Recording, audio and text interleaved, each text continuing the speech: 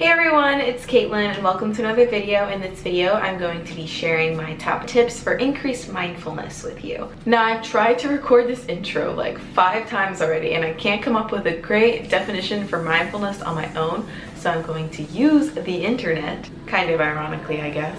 Mindfulness is a mental state achieved by focusing one's awareness on the present moment while calmly acknowledging and accepting one's feelings, thoughts, and bodily sensations, used as a therapeutic technique.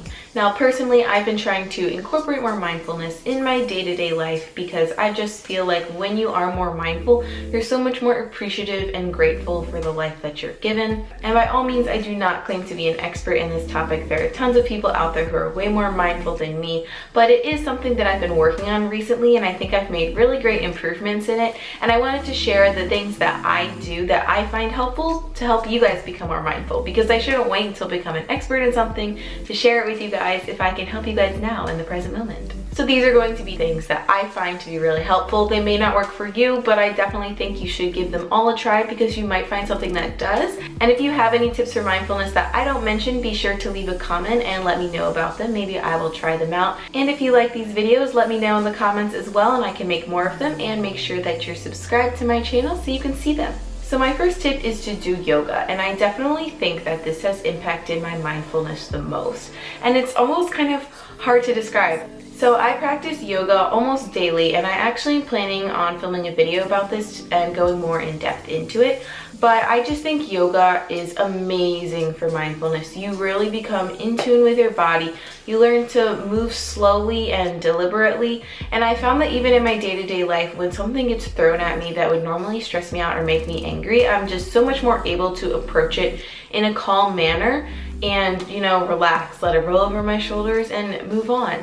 On a similar note, my second tip for mindfulness is to practice meditation. And I think meditation gets a pretty bad rap, especially among people our age. They think it's like what old monks in some faraway country do. But honestly, if you haven't tried meditation, you should definitely give it a shot. It works wonders. And again, it's so calming and it's just great. Now, meditation can be hard for some people, so there are apps that can help you with that. I would recommend Headspace. It is an app that has 10 days of free 10-minute meditations, so you can definitely try that out. There are also a lot of other guided meditations on YouTube. I will post 2 of them that I personally enjoy in the description of this video for you guys to check out. My third tip is to journal, and I think that journaling is a great way to really get in tune with yourself. And like I said, it's great to do yoga and to meditate and really think things out and self-reflect, but I also feel like it's really important to write these down because it almost makes your thoughts more concrete in a way. I have several journals actually, and you don't have to go as a gung-ho with me, but I will go grab them and show you.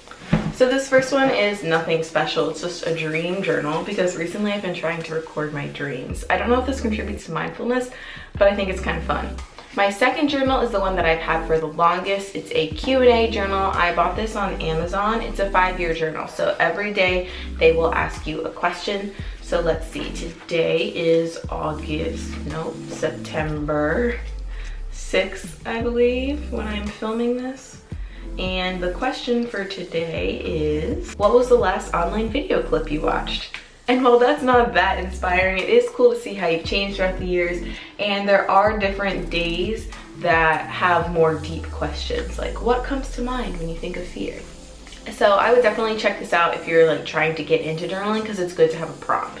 And then my last journal I just started recently, but I really love, it's called the 5-Minute Journal.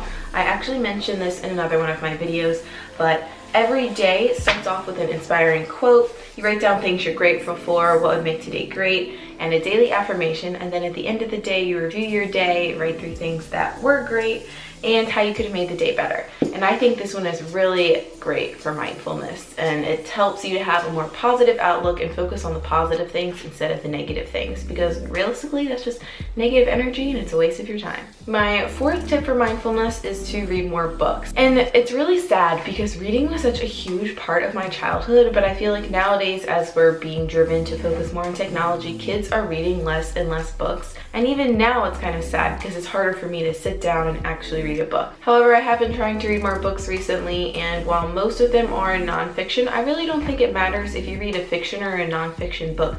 Just taking that time to sort of pull yourself away from the internet and social media and just let your imagination create the images of the words that you're reading, I think is really great. My next tip, which my friend Ella actually suggested to me, but I'm going to share it with you because I've been doing it recently and I absolutely love it. It's to put your phone in airplane mode at the end of every night. I go to bed at roughly the same time every night because I like to have a routine. So what I've done is I set an alarm on my phone to go off, and it just says airplane mode, and then when that comes on, I just put my phone in airplane mode. And what this does is it turns off all data on your phone so you're not receiving any new notifications. And I think this is super helpful because when you wake up in the morning and you turn your alarm off that woke you up, you don't have all of these notifications and temptations to immediately go to the internet and immerse yourself in the lives of other people. It's just a clean lock screen and you don't have to worry about it. And you're really not missing out on anything because you can turn your data on after you sort of relax a little in the morning, and all of those notifications will still come in. So you're not missing anything important. You're just allowing yourself to have a little bit more view time. My next tip is a suggestion for those who find that they are really addicted to spending time on social media, and it's to download a mindfulness app. And there are several out there on the market. I tried one called Moment, and what Moment does is it records the amount of time that you spend on every app during the day. So I found this to be really enlightening because some people don't realize how many hours they spend on their phone, and it may be a really great awakening to help you realize how much time you're actually spending not in the present moment and how addicted you may actually be to social media.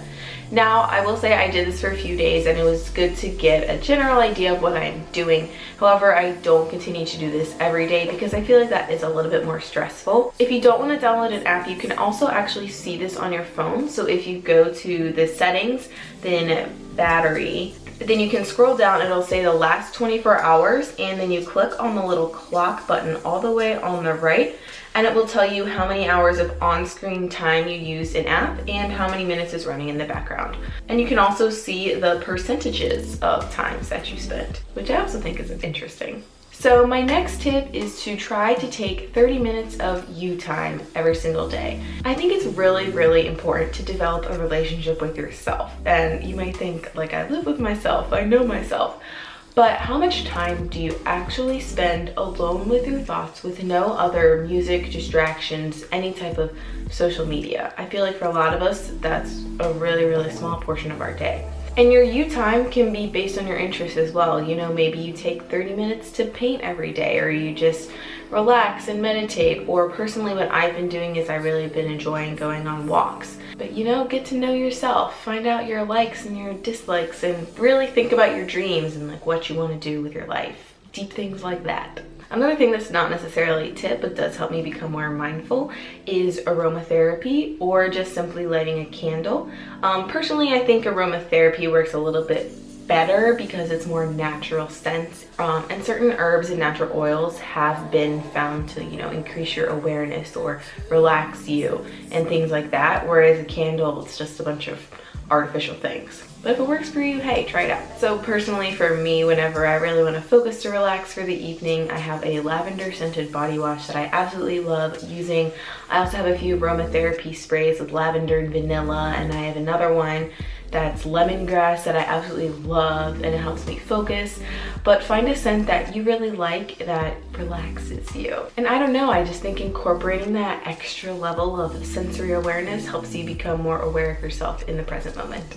And my last tip for more mindfulness is actually to get outside. I think so many of us spend our times trapped inside, and it's almost like in a little box. But I've noticed when I have the most profound thoughts and when I feel most myself is when I am outside in nature with the sunlight and a warm, gentle breeze, and even if it's just a walk to your mailbox to get your mail every day, or, you know, just take a walk around your neighborhood. I think it's really important that we all stay in touch with nature, and it helps you feel more centered and more grounded and just more in tune with the world. So those are all of my tips on how to be more mindful. Like I mentioned earlier, tell me if you have any additional ones that may be helpful. I do really think that mindfulness is important, and as you mature in life, it's really great to have a sort of established routine of mental health and taking care of yourself versus constantly focusing on all the crap that's going around in the external world around you. So I hope you all enjoy this video and that you try out some of these tips. They've definitely helped me to become a more positive person, and I hope they can positively impact you as well. As always, thank you so much for watching, and I will talk to you guys later. Bye!